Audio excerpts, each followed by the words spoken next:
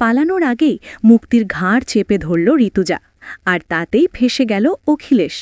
Compass ধারাবাহিকের টান টান উত্তেজনায় দেখা যাচ্ছে মুক্তি অখিলেশকে মেসেজ করে জানায় যে সে কলেজের বাইরে অপেক্ষা করছে।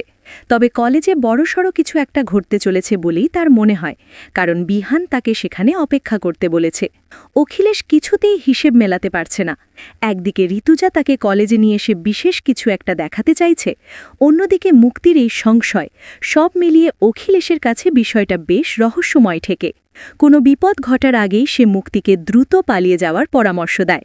ঋতুজার চোখ এড়িয়ে সে মুক্তিকে মেসেজ পাঠাতে থাকে, যেন বিহানকে কিছু না জানিয়ে মুক্তি সুযোগ বুঝে কলেজ থেকে কেটে পড়ে। কিন্তু ঋতুজার তীক্ষ্ণ নজর এড়ানো অসম্ভব। অখিলেশের গতিবিধি লক্ষ্য করে সে মনে মনে বলতে থাকে, অখিলেশ, কাকে মেসেজ করছো? মুক্তিকে? দাঁড়াও, দেখাচ্ছি মজা। মুক্তি এবার আর পালাতে পারবে না। মুক্তি যেন কোনোভাবেই বের হতে না পারে, সেজন্য ঋতুজা কলেজের লোকজন আর ছাত্রদের দিয়ে প্রিয়াঙ্কা ম্যামের ঘরের বাইরে কড়া পাহারার ব্যবস্থা করে।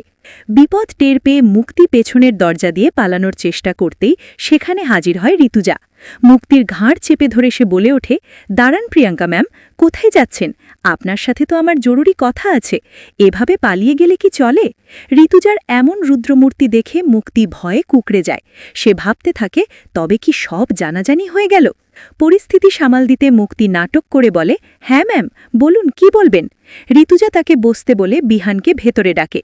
এরপর সবার সামনে এগিয়ে গিয়ে মুহূর্তের মধ্যে মুক্তির নকল চুল টেনে খুলে ফেলে ঋতুজা।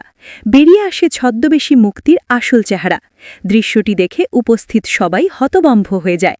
এদিকে নিজের পরিকল্পনা ভেস্তে যেতে দেখে অখিলেশ অবাক হওয়ার অভিনয় করে বলে, এ কি, মুক্তি? তখন ঋতুজা সরাসরি অখিলেশকে চ্যালেঞ্জ ছুড়ে দিয়ে বলে, ঘাবড়ে গেলে নাকি? তুমি তো আগে থেকেই জানতে যে প্রিয়াঙ্কা ম্যামের আড়ালে এখানে মুক্তি আছে। ঋতুজার কথায় অখিলেশ বুঝতে পারে তার সব চাল ফাঁস হয়ে গেছে।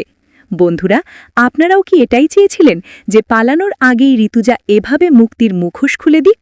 কমেন্টে আমাদের অবশ্যই জানান। ধন্যবাদ।